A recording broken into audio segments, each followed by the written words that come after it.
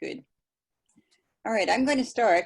And I'm Susan Roney-O'Brien, and this is a Thirsty Lab reading. The Thirsty Lab readings are co-sponsored by both the Worcester County Poetry Association and the Mass Cultural Council, because they pay for the rent, which hasn't been happening lately, but that's okay. They still got the money. We have, in September, we have 2 readers because it's a 4th and 5th Tuesday. September 22nd is Elizabeth McKim. September 29th is Heather McPherson. So it's same time, same place, as far as I know. But tonight we have the really astonishing young man who you can all see. And I'm going to read, I'm going to read the bio he sent me. I'm going to read the long one, Richard, because I like the long one. So any comments that you have about the bio should go to Richard, because I'm just reading what he sent. All right. Richard Fox seeks 3-decker rainbows, fluent scout dogs, and illuminating espresso. When not writing about rock and roll or youthful transgressions, his poems focus on cancer from the patient's point of view, drawing on hope, humor, and unforeseen gifts. And he's an unforeseen gift. He is the author of 4 poetry collections: Time Bomb, 2013, Wandering in Puzzle Boxes, 2015, You're My Favorite Horse, 2017, Embracing the Burlesque of Collateral Damage, 2020, plus a chapbook, The Complete Uncle Louie Poems, from 2017. The new collection, Embracing the Burlesque of Collateral Damage, features a braided narrative, a novella in verse, Cassie at Beebe's Farm, with parallel poems that reflect the poet's life and dreams. The winner of the 2017 Frank O'Hara Prize, Richard's second Stanley Kunis's motion that people in Worcester are provoked to poetry. All right, Richard, it's all yours. Thank you, Susan. The last book, Embracing the Burlesque of Collateral Damage, was ably and so amazingly sequenced by Susan Roney-O'Brien and edited. You really made the book strong, Susan, and I really appreciate that. I'm going to read some poems from the new book, and I'm going to read some new poems. Hope you'll enjoy what I have here for you.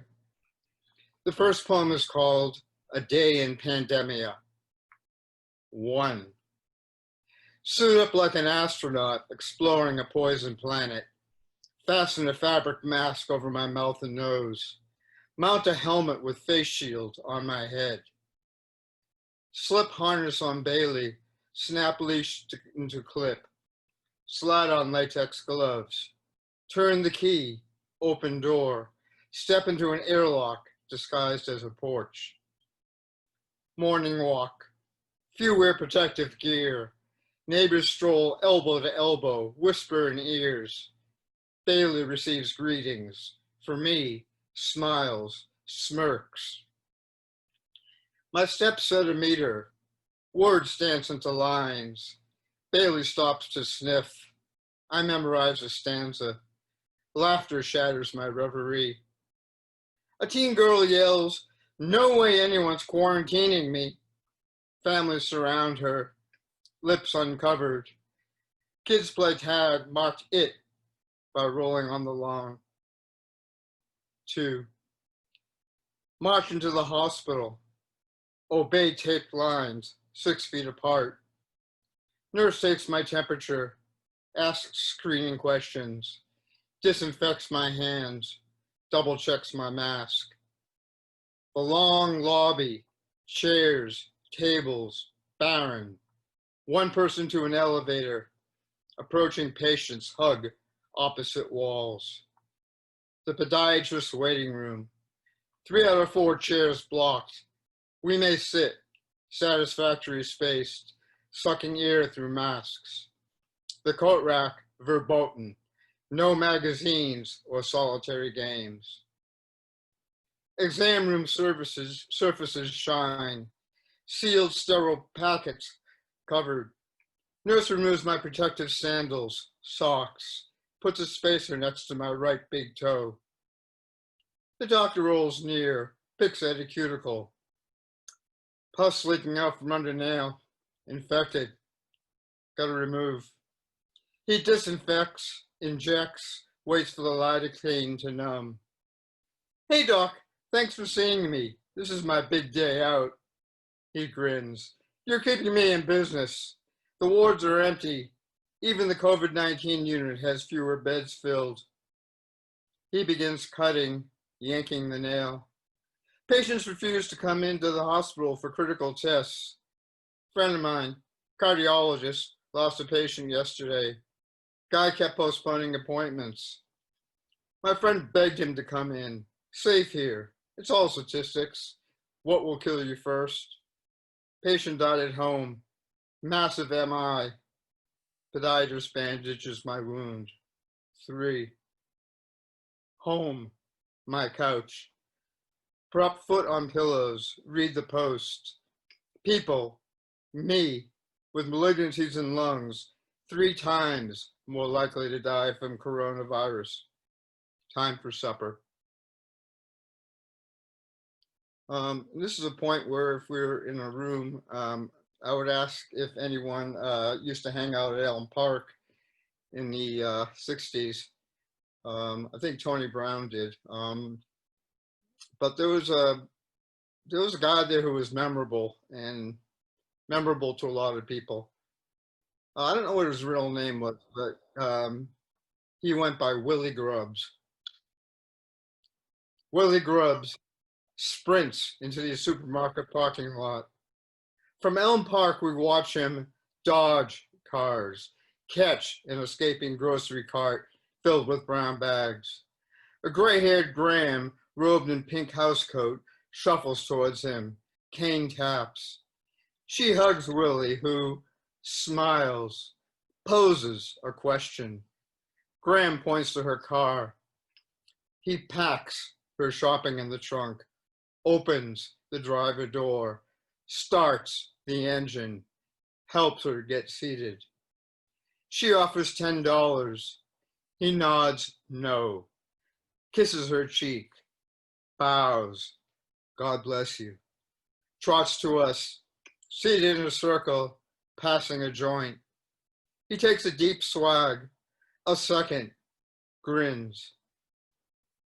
We call him Jesus, not to his face, halo of copper hair, maize beard. He feeds dogs, cats, humans, soothes toddlers falling on playground gravel, holds hippies, trips gone bad, prays till they're still, eyes shut, breath deep. Willie's dad is chief of police, makes us invisible to cops. Sometimes I ask Willie for help, vets flashing nom, bums meeting a crash pad, loonies listening to voices. He mends misfortune, saves calling for ambulances, paddy wagons. We ask Willie if Dad knows of his ministrations. He points to a terrier chasing squirrels, replies, "Which one are you?" Grace uncorks a Boda of red wine, hands it to Willie. His Adam's apple bobs. I'm the tree. My mom passed away the past February.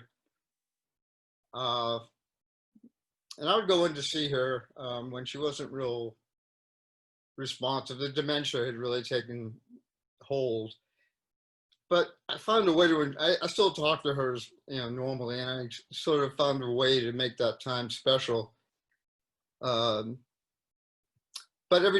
most days I would come home and I'd have to write a poem about the day, just to process it and just for my peace of mind. This is the first in a series of 8. It's called Love Poem. I rub Mom's shoulder gently, as if massaging a cranky newborn. Her live eye focuses on me.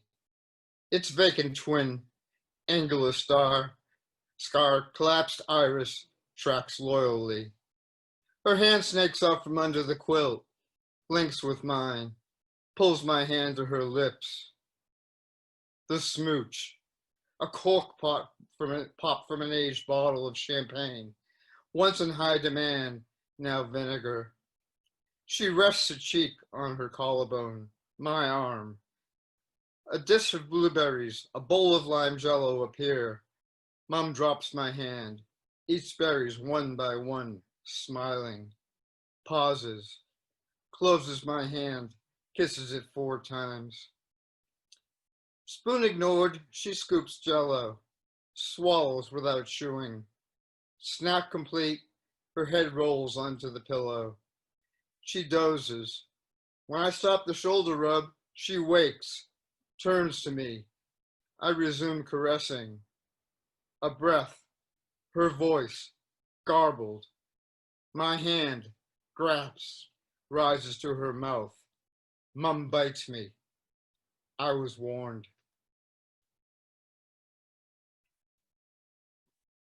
Embracing the burlesque of collateral damage. Actually, yeah, it was. Anyway, about half of it is poems about a character named Cassie, who's Cassie or Cassia. And it's really a novella in verse, and it's hard in a sense to pull poems out because it's like pulling a chapter from a book. But I tried to find some that were representative and that would, stand pretty well on their own.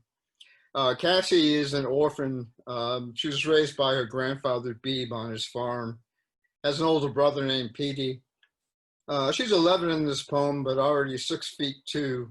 She's a farm girl, wakes up at half after dark, thanks BJ, 2 hours before, 2 hours of chores before school, wears overalls, doesn't own a dress.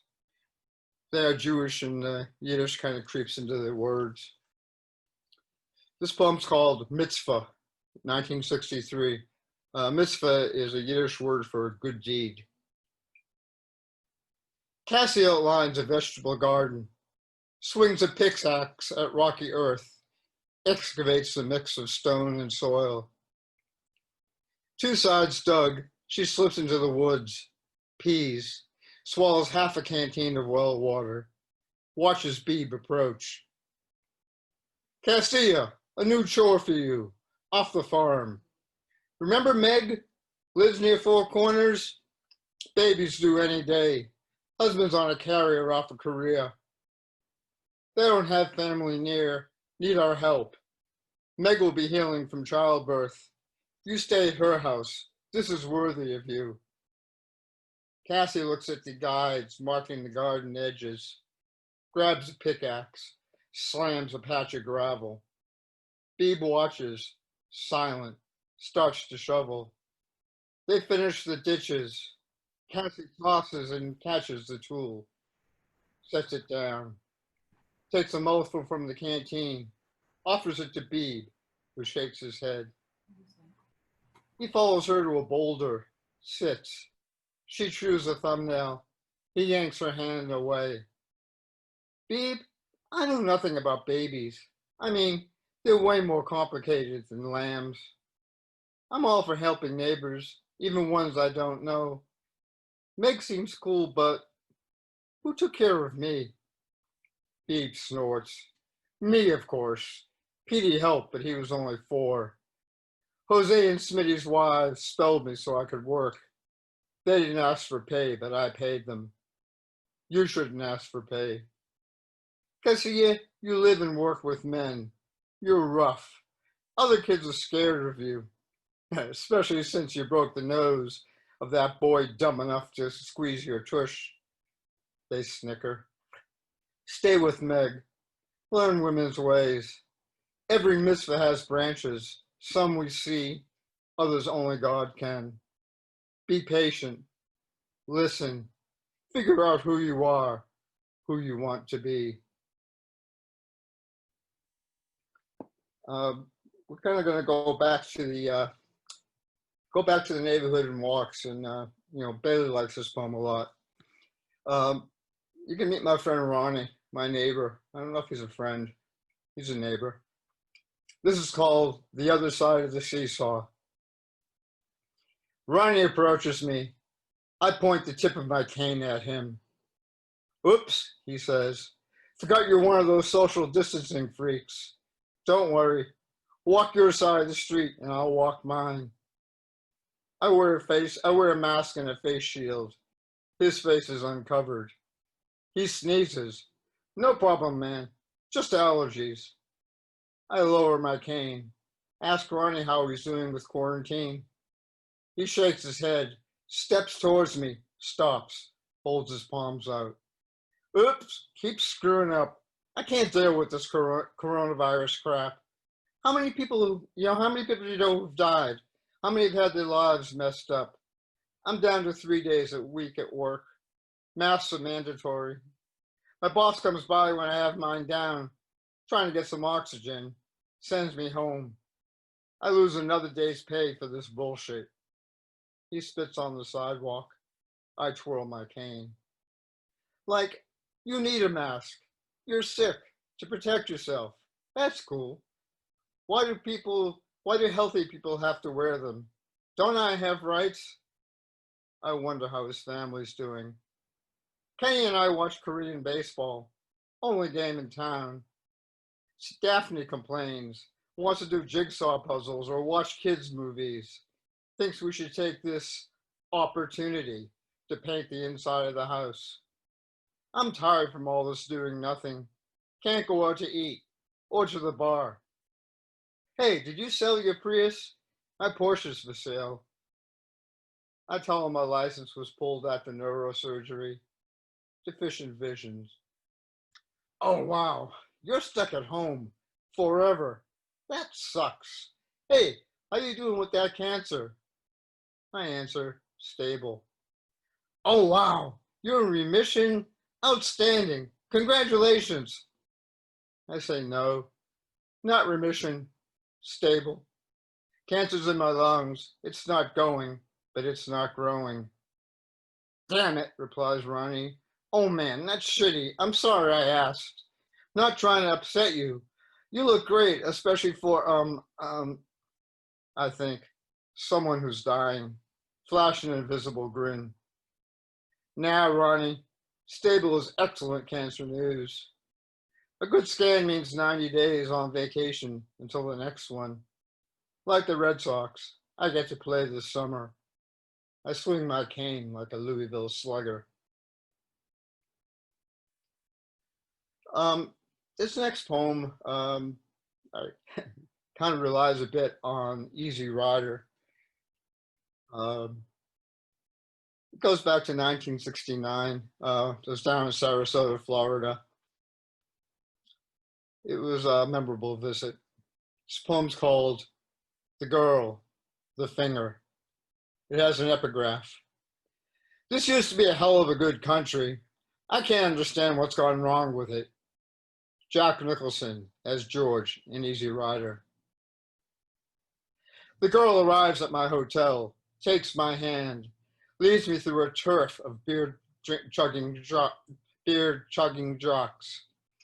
clean-cut boys who spit, whistle at two ugly chicks.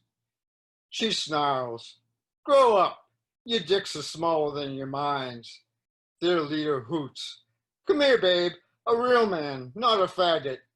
She extends an arm, raises her middle finger. We clear the block, hop in her unlocked Tempest. "Have you seen Easy Rider?" I shake no. Fab flick, Our America Man. This will be my third time. She greets the policeman posted at the Solo Theater. He asks for her brother. She replies, "He's doing fine. 2 more months in the Nam. Your golf buddy be home soon." He grins at me. "Y'all treat her like a lady, understood?" I nod in assent. He punches my shoulder, friendly like. She snickers. Mac here always had a crush on me. He blushes, opens the door. We find seats near the front. Share popcorn, junior mints, a single straw Coca-Cola. She whispers, Peter Fonda's pretty, but Dennis Hopper is a hunk. Captain America Wyatt and Billy. Our fears projected. 70mm screen, ear-splitting stereo sound. She leans into me. I feel her heat. Redneck spat George dead. Motorcycle roar vibrates the theater. Face taut, she reaches across my lap for my free hand. Light flickers, tires screech. She squeezes tightly. Crackers curse Billy. He extends his finger. A shotgun discharge. Billy blown apart. Her nails dig graves in my palm. Another gun blast. Captain America's tank explodes. Fatal shrapnel. Her tears soak my shoulder. We motor to the hotel, discuss our local moratoriums. She parks, sees the now wasted jocks block our path. We exit the Tempest, saunter towards the entrance. The leader steps in front of me, glares at the girl. I just want to have a neighborly chat with your beau. She links arms with me, growls. Oh, bullshit, Timothy. The girl stomps forward. Timothy reels back. She leans in until she's nose to nose with him.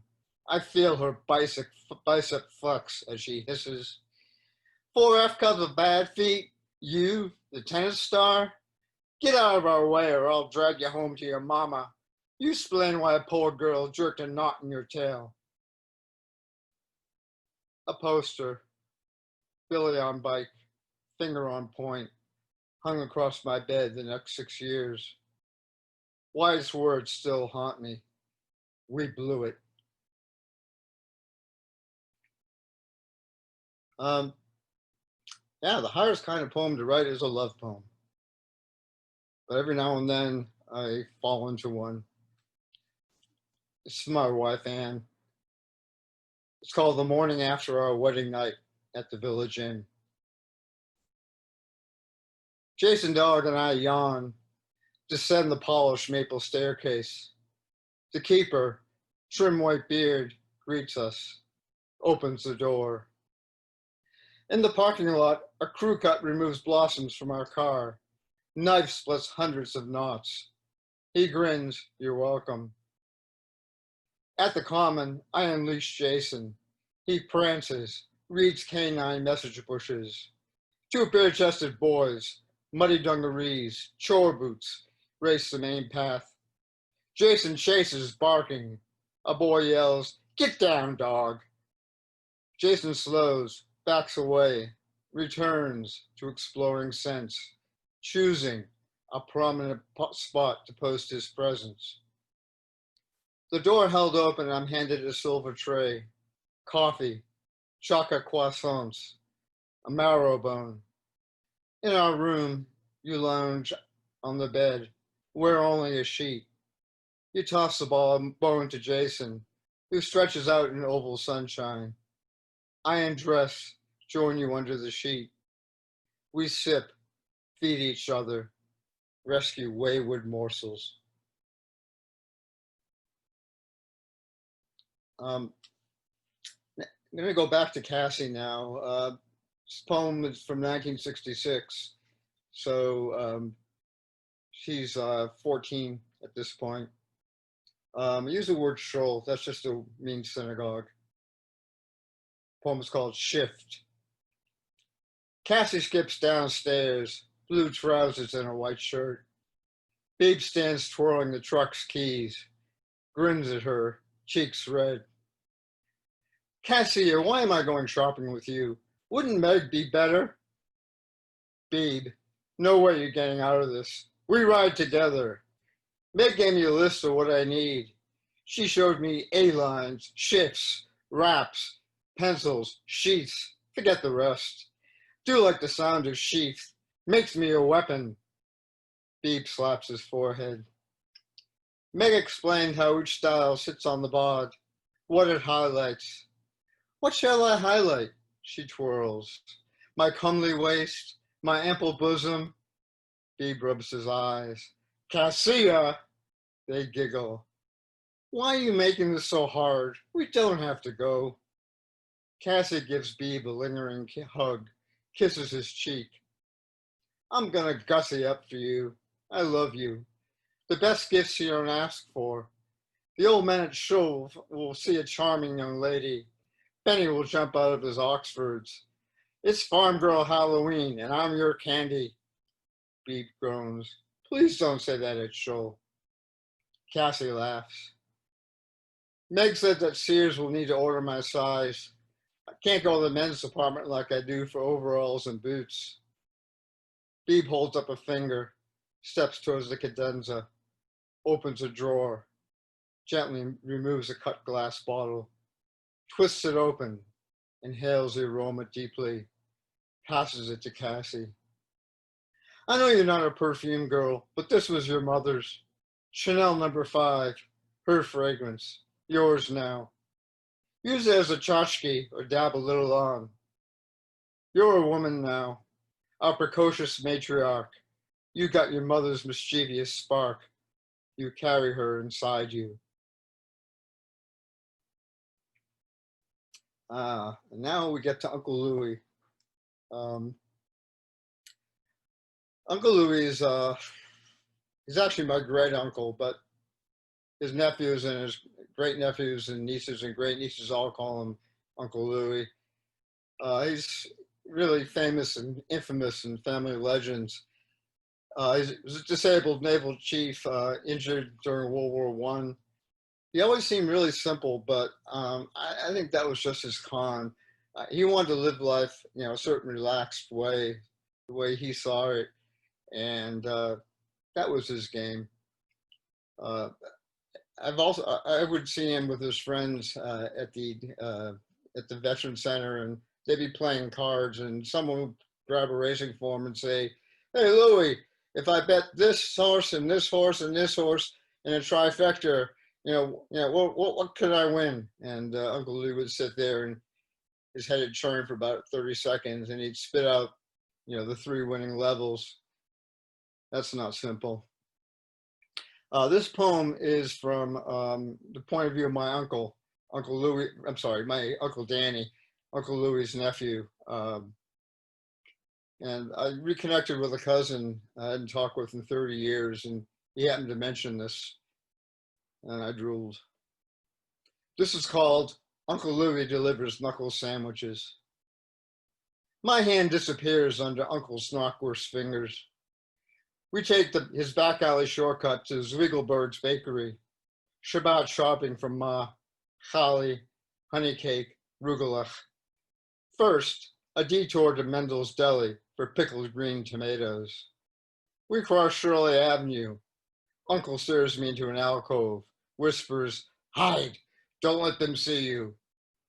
I peek. 3 punks shove a grandpa into a stone wall. Tosses Homburg in a trash bin, play keep away with his keeper. The kingpin yells, "Dirty kike, we're gonna throw you in the Atlantic so as you can swim back to the swamp that hatched you. Hebes ain't wanted here." I watch Uncle, quiet as a ghost, slip behind the punks. They jump at his chief's voice. Get the fuck away from him. Give him back his kippah and hat, then beat it. His hands form fists. The kingpin, a foot taller than Uncle, spins and spits. Another kike? Get lost unless you want your face pounded into hamburger. Uncle stands still, says, "Beat it, you little shits. I don't want to fight you. Look at me. You're bigger, young.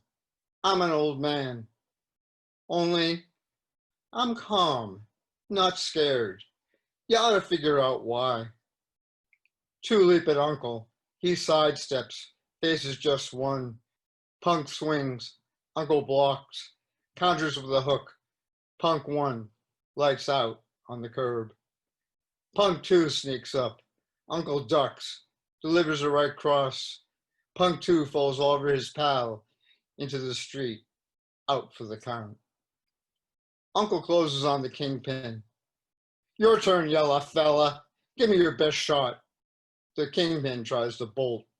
Uncle grabs him, slams him into the wall, throws combinations to face, ribs, fists a blur.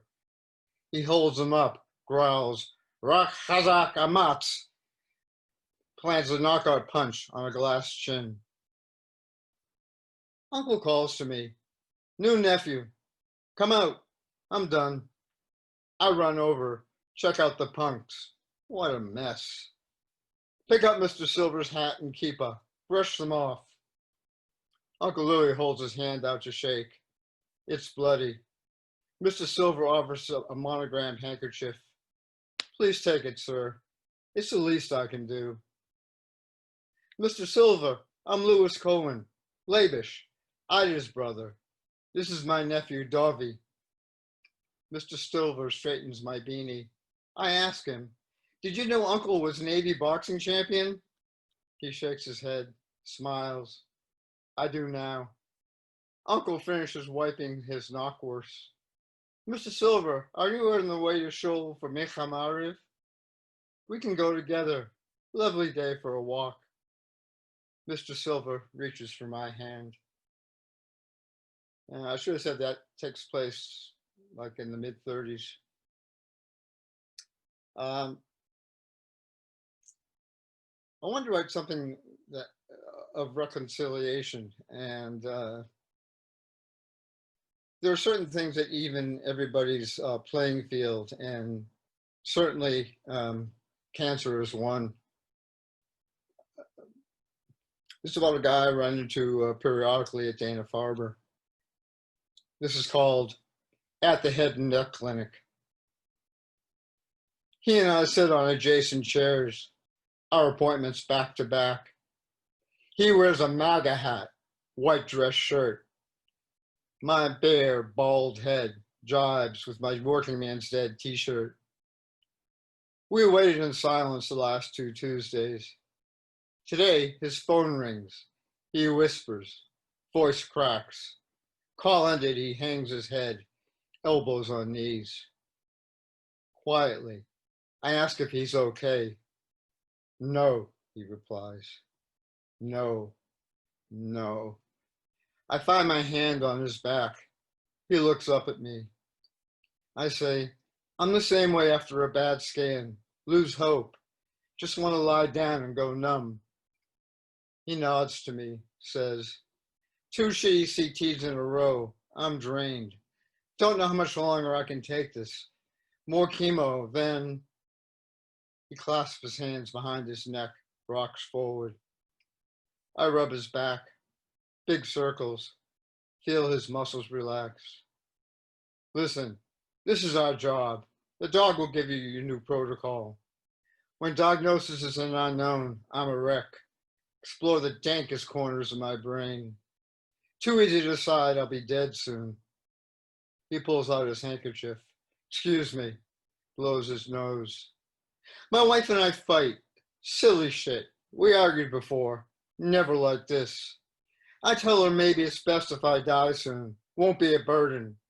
She says I'm ungrateful. Should thank her more often. I open my shoulder bag, pull out bananas, hand him one. When I feel crappy, food smells disgusting. Forget I need it. I force myself to eat. The tumors are in my body, but the real fight is in my mind. Cancer gnaws at me. Feel less a man. I give him a protein bar and a bottle of water. He chugs half the bottle, bites a chunk off the bar. Thanks, pal. I feel better. I have these moments. Hate being weak. Can't go to the gym. Can't work out. Can't handle a 30-06 at the range. I look him in the eyes. Listen, brother, you've had surgery, chemo, radiation. You're still on the sunny side of the ground. That's strong, strong and brave. We know the agony. I force myself to feel sadness as deeply as I can. Wear it out. Use the mantra my first battle buddy gave me. Be gentle with yourself. We exchanged phone numbers. Make a pack. Call if we need to vent. My nurse arrives, rechecks my wristband, asks my name, birth date. He stands with me, offers his hand. We shake, hug. God bless you, pal. God bless you, brother. I want to do a poem about what was probably the hardest reading I ever did. It was at Nick's, done by Christina. Here we go. I would say Christina Olsen, but that's wrong. Anyway, done by Christina from WCPA. And originally, Marsha Kuhn and I were going to do a dual feature, and then things kind of fell apart. This is called The Dying Poets Society. It's a memory of Dan Lewis and Marsha Kuhn, and I really miss Dan. Has an epigraph. It was not the force, but the sudden clear knowledge that knocked the wind out of me. Dan Lewis from his poem Recoil. Hospice phones advises me. Marsha cannot read tomorrow at our dual feature. She rhyming life, me metering death. Her voice, tell him I love him, mine, love you too, while thinking, see you on the other side. That's too penetrating to pass through a visitor, more suited for tete-a-tete, where Marsha and I compare evacuation plans as we ingest barbecue brisket and chili cheese fries at the same storefront where we bought comics as kids. Omelets at Altia's, canes propped on windowsills. Dan and I exchanged cancer sit reps, never wandering past this day. We share a joke about Foley catheters, both determined to capture their tubal cruelty in verse. Dan shifts painfully on his chair, cheeks pallid, requests a ride home. We recite poems as I drive, his voice cataloged deeper. An ambulance screams towards the corner of Highland and Park. A cavalier cuts it off. Driver in such a hurry to get where she doesn't want to go. I do the dual feature solo. My poems, cancer poems, start restrained until fury, sadness, loss seize my voice. My wife sits in a booth, back to me, sobbing as I read. Dan gone a week ago. Marsha dying as I drop each page. A Q&A follows. Why do I write cancer poems? Compulsion. When I mock dying, is it denial? Misdirection. How can I find pain and treatment amusing, fascinating? I wonder how many more times I will shout from the stage, whether the poetry we crafted is destined for dust or anchors. To go back to the Cassie poems, Cassie's brother Petey is a Marine. He's in Vietnam. Beebe, their grandfather, was a Marine in World War I at Belleau Woods. So Petey kind of follows in the footsteps. This is called Solstice, 1972. Cassie's 21. Home from college, Cassie wears only overalls. No change. My Levi's, patched, threadbare, disappear into fry boots. A green t-shirt, Shay's portrait in red, completes my city boy costume. She loops her arm into mine, drags me through the orchard, long legs, bare feet, cross over gravel. 2 of my steps, her 1. She chuckles, grabs my nose. I pull a handful of hair, no longer brambles or split ends. It's cultivated waist length, lush, vermilion, loose to the wind, to laughter.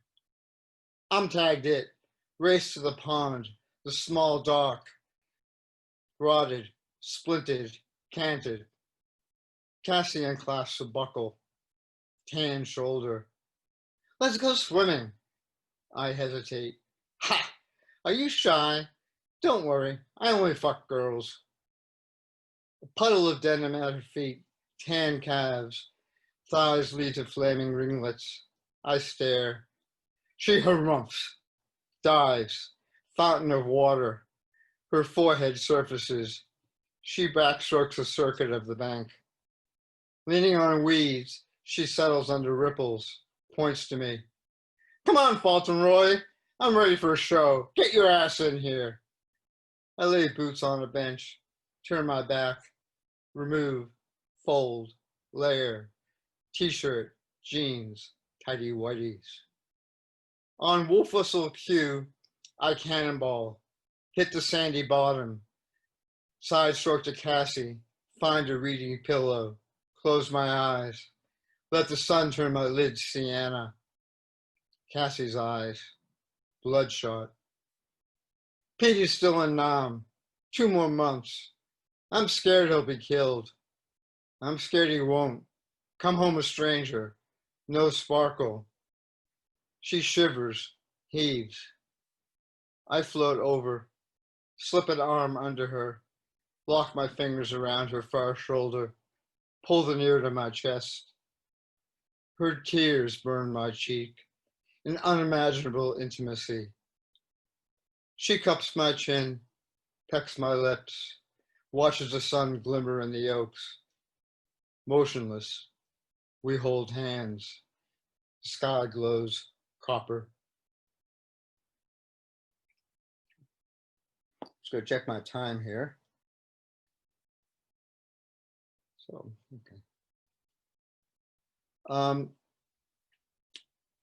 This is actually the last poem in the Mum series. It's called The Day Mum Died. My phone plays, going up the country, 5:20 a.m. alarm. The off icon morphs into text. Mum died at 1:20. No time for grief, just a sigh.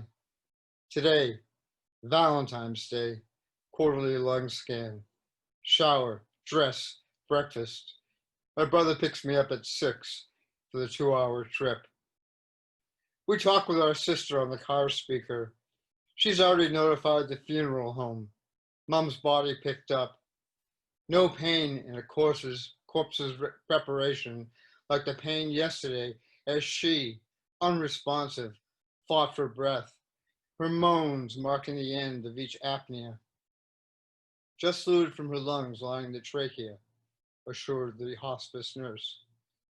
We left at 10. When Mum would let go, unknown beyond. Soon. My sister finds an available shoal, alerts the rabbi, searches for a hall for a memorial reception, creates a menu that would make Mum proud. My brother and I notify family, friends, post the news to Facebook. Too easy to forget someone. Between cold slab and warm blanket, my scan. Breathe deep, as cued by the tube's robotic commands. We must wait hours for the CT to be read. Engage in call after call, mine Mum's end of life details. Our voices timbre mirrors nurses, texts, the business of life and death, prognoses unknown until later. Cafeteria serves tossed salad, fish cakes, jello. Eat slowly, ride the elevator, see the oncologist whose report shapes my next 90 days. Stable, no change to malignancies. Our final stop, infusion of the blessed poison. My brother drives us home in the dark, in pounding rain. I drift, read signs, count reflectors, grateful Mum didn't have to bury me.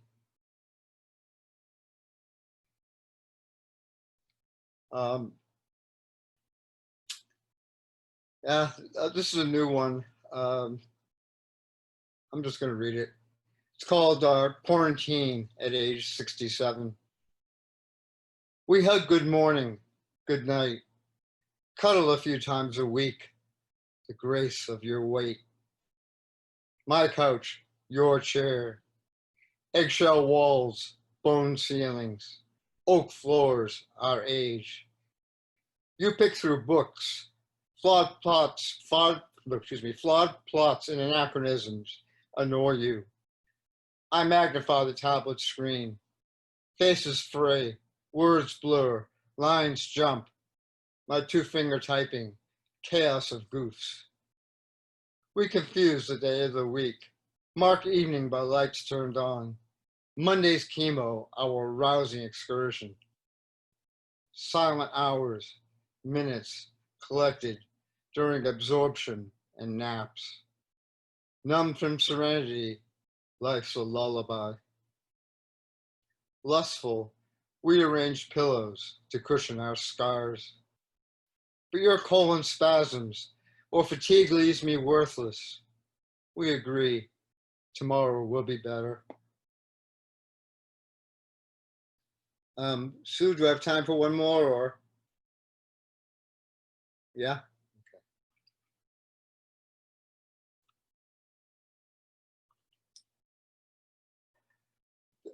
This is a poem that's really my watchwords for going through treatment.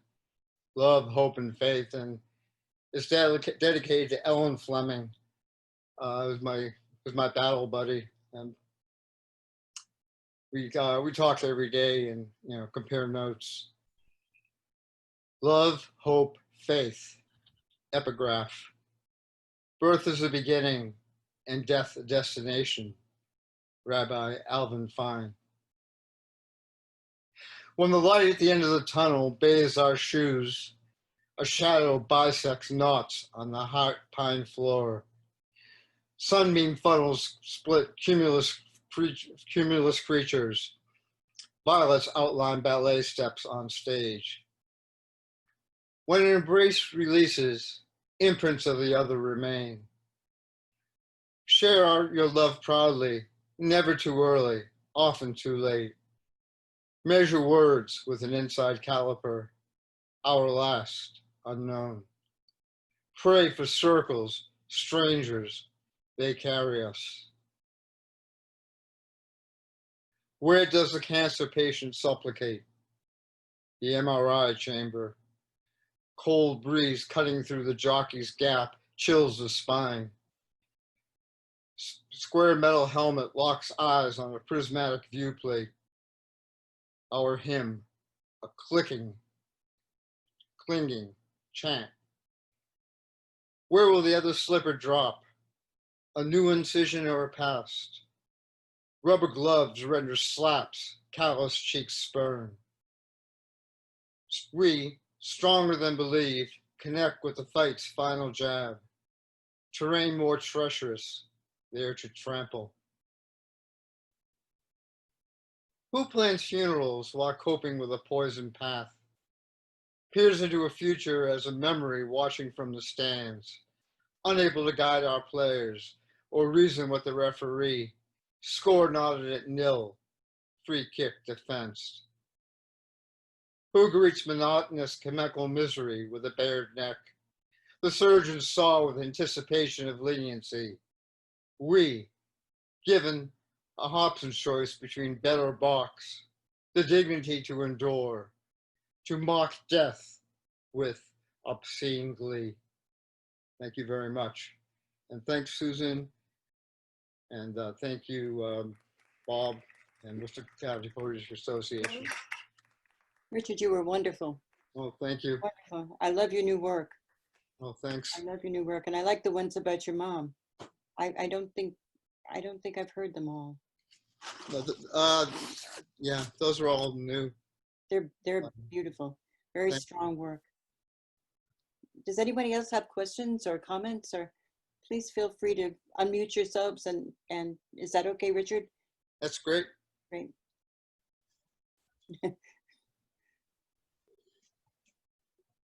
It's our class. No one wants to ask. This is not like my middle school classroom.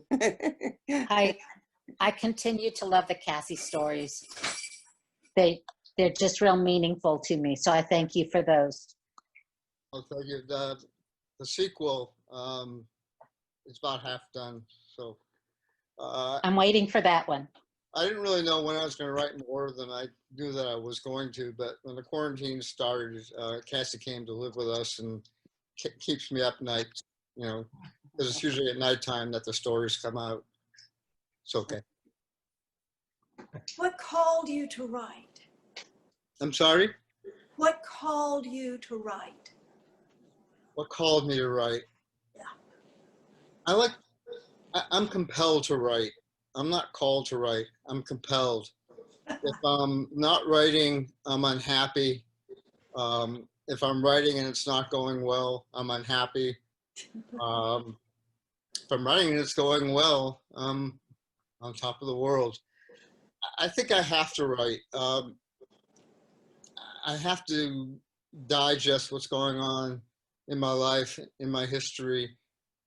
And when I put the words on the paper, I learn a lot about myself.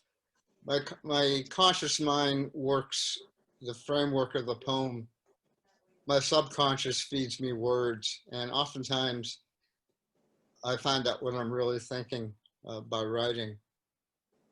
Yeah, I don't believe in inspiration. You know, I sort of believe in, you know, writing is work and you do it. Doesn't really matter how you feel. Like any other job, you know, you work at it.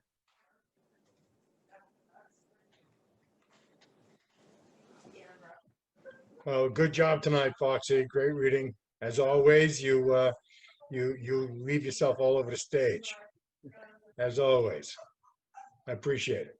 Thanks, Chris.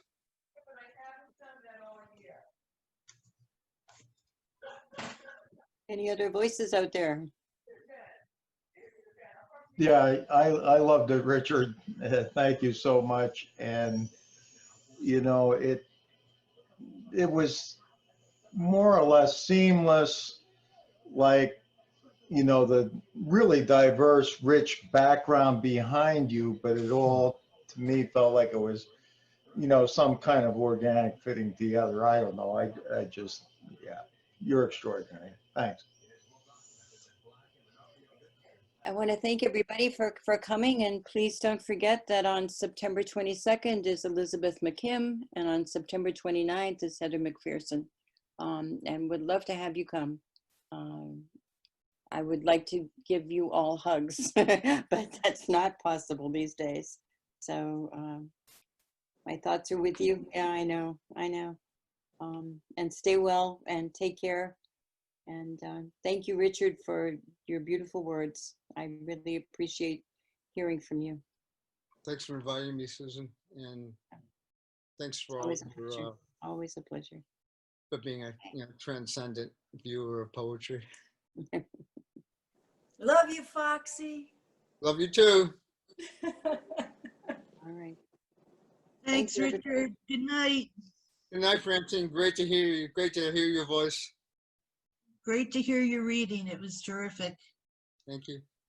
Okay. Nice job, Richard. Hey, Joe. Good night, everyone. Thanks for coming.